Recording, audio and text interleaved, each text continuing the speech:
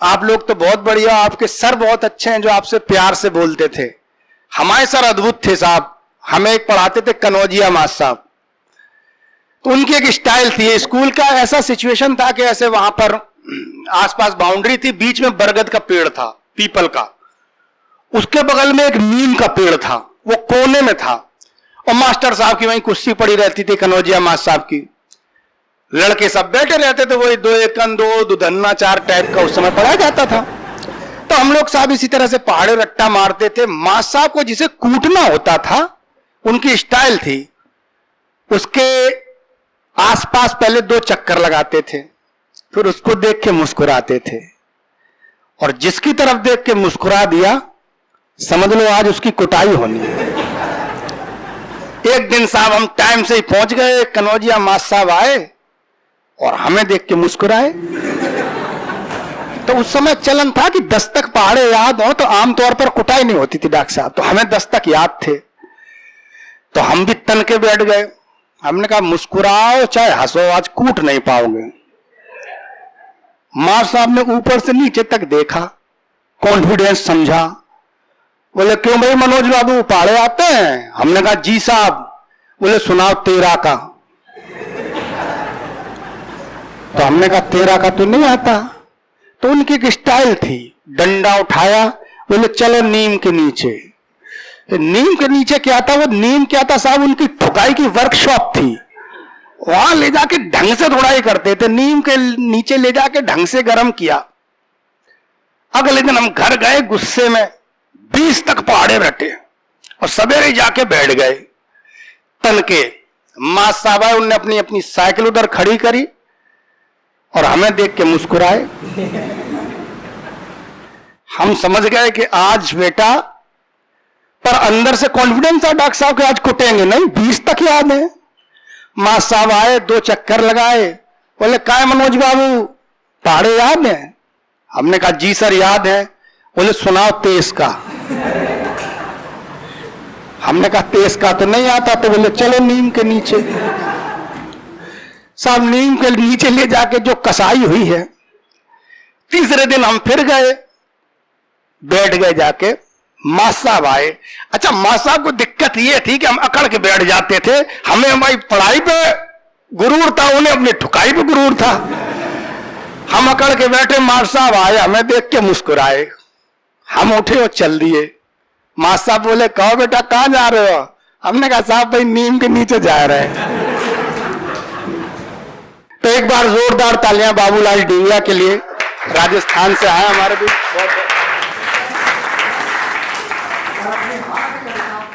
मैं एक बात बताऊं साहब, मैं बिल्कुल शांत बैठा था। हाँ बिल्कुल शांत बैठा था। भाई मनोज जी ने मुझको उठाया। मैं भगवान से प्रार्थना करता हूं साहब जिसने मुझको उठाया भगवान उसको तू उठा। मुंह से पहले 3 कवि गुजर गए। मैंने जन्म लिया है, मेरे बैठ जाने के बाद शेष और कवि गुजर जाएंगे, लेकिन मनोज जी ने किसी कवि के बारे में कुछ नहीं कहा। मेरे ही बारे में तो कहा था कि डीग मारता है। मैं सच कहता हूँ साहब, डीग नहीं मारता हूँ, मैं हकीकत सच कहता हूँ। क्या बात है। एक दिन हुआ क्या, मेरा इटावा आना हुआ था। मैं लखनऊ से कल सम्मेलन से आया। मैंने कहा यार रात हो गई, भरतपुर पहुंचना असंभव है, हो ना हो क्यों ना आज मनोज जी के घर ही मैं अपना स्टॉप करूं। मैं मनोज जी के घर जाकर के पहुंचा, इनकी मैं नजर पड़ा। मुझको यह पता नहीं था कि इनके घर में गृह युद्ध चढ़ा हुआ है। इनकी धर्मपत्नी 1 सप्ताह से इनसे बात नहीं कर रही थी। इन्होंने सोचा कि डीगिया जी आए, घरवारी नाराज है, चलो अपना ही थोड़ा नीचा पक करके और इनसे बात तो करें। जो हमको बैठाया, हमारा सम्मान किया और बोले बोल डीगिया जी आए हैं, पानी लाना। घरवाली गुस्से में थी, बोली बोल बू रखो घड़ा में। घरवाली गुस्से में थी साहब, बोलो बोल रखे घड़ा में। ये कभी तो बुद्धि से काम लिया। अरे बोल घड़ा कहाँ है? बोल रसोईया में। अरे बोल रसोईया कहाँ है के घर में? अरे बोल घर कहाँ है के गांव में? बोल गांव कहाँ है के पंचायत में? बोल पंचायत कहाँ है के तहसील में? अरे बोल तहसील कहाँ है के जिले में? बोल जिला कहाँ है के प्रांत में? अरे बोल प्रांत कहाँ है के भारत में? बोल भारत कहाँ है के एशिया में? अरे बोल एशिया कहाँ है के संसार में? बोल संसार कहाँ है के पानी में? बोल पानी कहाँ है के बूढ़े छो घड़ा में। लाजर पैदा, ये इनकी औकात है साहब, मैं सही बता रहा हूं। मैं सच कहता हूँ, लोग कहते हैं डीग हाकता है, लेकिन बात सच कहता हूँ साहब। अभी अभी आप सब इनको झेल गए, थोड़ा सा मैं आपसे गुजारिश कर रहा हूँ, मेरी औकात पर तो मैं तब आऊंगा जिसके लिए मुझे बुलाया है। आपको सच कह रहा हूं, मेरा नाम बाबूलाल है और मेरा धर्म इस्लाम है। मेरा नाम बाबूलाल है, सच कह रहा हूं साहब, मेरा धर्म इस्लाम है। तब मैं 4 पंक्ति पढ़ रहा हूं, इसके बाद अपनी आज की जो छोटी मोटी कविताएं वो पढ़ूंगा। कि मैंने मेरे बाप से सवाल किया कि बाप आपने मेरा नाम क्यों बाबूलाल रख दिया। मैंने मेरे बाप से सवाल किया कि बाप तूने मेरा नाम क्यों बाबूलाल रख दिया। मेरे एक भाई का नाम रहमान, दूसरे का सुलेमान, मेरा क्यों बाबूलाल रख दिया। मेरे एक भाई का नाम रहमान, दूसरे का सुलेमान, मेरा क्यों बाबूलाल रख दिया। तो मेरे बाप ने यूं फरमाया, मुझको यूं समझाया कि बेटा तू है अज्ञानी और मुसलमान तो पीछे पहले हिंदुस्तानी, मुसलमान तो पीछे पहले हिंदुस्तानी। मैंने कहा बाप जब हम हिंदुस्तानी हैं तो अब हमें ना मंदिर ना मस्जिद ना सवाला चाहिए, ना मंदिर ना मस्जिद ना सवाला चाहिए। और इन नेताओं को तो या कुर्सी की खातिर कोई ना कोई घोटाला चाहिए। हमें चाहिए सद्भावना और शांति। हमें तो अपनी मातृभाषा हिंदी चाहिए, अपनी मातृभाषा हिंदी चाहिए। मेरे छोटे बच्चे को मेरी धर्मपत्नी पीट रही थी और बच्चा चिल्ला रहा, बोल मम्मी मुझे तो क्यों पीट रही है, मम्मी तू मुझे क्यों पीट रही है, मेरे पीछे तो चुड़ैल पड़ रही है। तो हमारी धर्मपत्नी अपने बेटे से बोली, बोल बेटे चुड़ैल तो मरी होती है। बेटा सुनता रहा अब तक और माँ से बोला हाथ में लेकर पुस्तक कि माँ व्हाट इज दिस। माँ बोली बेटा ये इंग्लिश। बोल माँ ये इंग्लिश नहीं है, चुड़ैल है जिसको तू बताती है मरी। ये मरी होते हुए जिंदी, और मरी तो मेरे देश की राष्ट्रभाषा मरी जो है हिंदी, मरी तो मेरे देश की राष्ट्रभाषा मरी जो है हिंदी। अब लीजिए साहब, मैं आज का कवि बिल्कुल सच सच कहूंगा। मेरे भाई साहब वैभव भी अभी रचना पढ़ रहे थे, शायरी करते करते गोज के बहुत बड़े कवि होने जा गए। एक दिन इन्होंने गोज के बारे में प्रयास किया और एक सम्मेलन में जाके गोज की कविता पढ़ना शुरू किया और इनकी जो पड़ोसन थी वो इनकी कविता सुनने आई उसका सम्मेलन में। तो ये पढ़ रहे थे कि हम दरा बदल देंगे। इतनी ऊंची कविता सुनकर के इनकी पड़ोसन थी, इनकी घरवाली से बोली, बोल बहन तुम्हारे पति तो बहुत अच्छी रोज की कविता पढ़ते हैं। बोल बहन मुझे तो आज तक नहीं सुनाया, केवल शायरी सुनाते हैं। बोला आज चल कर सम्मेलन में। इनकी धर्मपत्नी को लेकर के वो कर सम्मेलन में पहुंच जाती है साहब।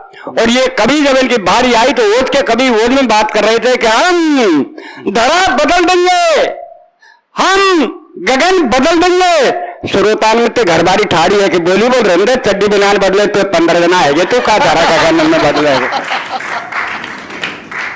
और भाई साहब मनोज जी का फोन मेरे यहाँ गया, बोल डीजा जी तुम भरतपुर के। मैंने कहा जी हाँ, भरतपुर को लोहागढ़ कहते हैं। मैंने कहा हाँ। तो बोले यार हमको लोहागढ़ का किला दिखाइए। मैंने कहा आइए। मनोज जी को दावत दी, मनोज जी भरतपुर लोहागढ़ का किला देखने पहुंच गए। मेरे को गांव से आना था, मैं मनोज जी के पास आ गया। उन्हें भाई साहब देखिए ये किला है। तो ये थे, इनकी धर्मपत्नी थी, इनका छोटा बच्चा था गोदी में। जैसे ही ये अपने वेयर के मार्केट में होकर के गुजर रहे थे, बच्चा से बोले बोल बेटा क्या लेगा। तो बच्चा साहब बच्चा ही होता है, बोला पापा मैं पार्ले की बिस्कुट लूंगा। अरे बोल कम वक्त हमारे टाबा में कमी है जो तू यहाँ के लेगा। तो बच्चा तिल कहने पर रोने लगा। इनकी धर्मपत्नी अच्छी थी, समझदार थी, बोली बच्चा है रो रहा है दिला दो। बच्चे को उन्होंने बिस्कुट दिला दी साहब। बच्चा खाते खाते बिस्कुट उनके हाथ से गिर जाती है। बच्चा उनको उठाने लगा। इनकी धर्मपत्नी ने बच्चे का हाथ पकड़ा और बोला बोल बेटा क्या कर रहा है। बोले मम्मी बिस्कुट गिर गई इसको उठा रहा हूं। बोल नहीं बेटे गिरी हुई वस्तु कभी नहीं उठानी चाहिए। अगर तुम्हें बिस्कुट की आवश्यकता है तो बाजार से दूसरी ले लेंगे। बच्चा इनके साथ बड़ा समझदार था, मैं देख रहा था बिस्कुट उन्होंने वहीं पटक दी। मैंने चलो मनोज जी किला देखते हैं। जैसे ही हम किले की सीढ़ियां चलने लगे, मनोज जी को ठोक पर लगी, मनोज जी गिरने लगे। इनकी धर्मपत्नी ने इनका हाथ पकड़ा और इन्हें उठाने लगी। बच्चे ने तुरंत अपनी मम्मी का हाथ पकड़ा। बोले मम्मी क्या कर रही है। बोल बेटा तेरे पापा जी गिर गए, उन्हें उठा रहा हूं। मम्मी गिरी हुई वस्तु कभी नहीं उठानी चाहिए, पापा की आवश्यकता है तो राजस्थान से दूसरों और ले चलेंगे। ये मनोज जी आज सुबह जब मैं मेरे घर से चला तो मेरी धर्मपत्नी ने कहा कहीं जा रहे हो। इनके टाबा जा रहा हूं। बोल ठीक है चले जाना, थोड़ा सा डिनर कर जाना। अरे मैंने कहा डिनर, डिनर तो पगली शाम के भोजन को कहते हैं। घरबारी बोली शाम को इधर ही आता है और खासकर आपके लिए रखा है। मैंने कहा क्यों। बोल रहा था हम कुत्ता मांगा को मुझे फेंकना पड़ता है इसलिए आप डिनर ही कर जाओ। भाई साहब और बस अड्डे पे आया, कंडक्टर बुरी तरह चल रहा, बाबा कहाँ जाएगा, बाबा कहाँ जाएगा, उससे मैं कह दिया 100 रुपये डालना ले चलेगा क्या। ड्राइवर बोले बाबा आ मेरे पहिया के नीचे तो आज ही सड़क पहुंचाता हूँ। मैंने कहा ड्राइवर तेरे 64 दांतों को तोड़ दूंगा। मैंने कहा ड्राइवर तेरे 64 दांतों को तोड़ दूंगा। कंडक्टर बोला बुड्ढे क्यों बोलता है झूठ, कहाँ है इसके 64 दांत। मतलब मुझे पता है बीच में तू भी तो बोलेगा। तो 32 तेरे और 32 इसके, ये 64 दांत हो गए ना। जब भाई साहब मैं भरतपुर बस अड्डे पाया, एक भिखारी आया मेरे से बोला बाबूजी बाबूजी। मैंने बोल क्या बात है, बोल 2 रुपए दे दो। मैंने क्या करेगा, बोल चाय पीऊंगा। अरे मैं कम्बा का चाय 2 रुपए की आती है, चाय तो 5 रुपए की आती है, अगर मांगता तो मेरे से 5 रुपए मांगता। भाई साहब भिखारी का जवाब देखिए, भिखारी हाथ जोड़ के मेरे से बोला बाबूजी जाकी जैसी हैसियत हुए हम बाप ऐसे पैसा मांगे। मैंने कहा भैया ठीक है मेरी हैसियत ऐसी है तो ठीक है। मनोज जी मेरे साथ थे, मैंने तुरंत मनोज जी की तरफ बात कर दिया। भिखारी से कहा मैं भाई साहब इनसे ले ले। तो भिखारी ने मनोज जी को ऊपर देखा नीचे देखा और फिर हाथ जोड़ के बोला बाबूजी। मैं बोल क्या बात है, बोले खुदा ही भिखारी सा लग रहा है हमको का दोगे। तो भाई साहब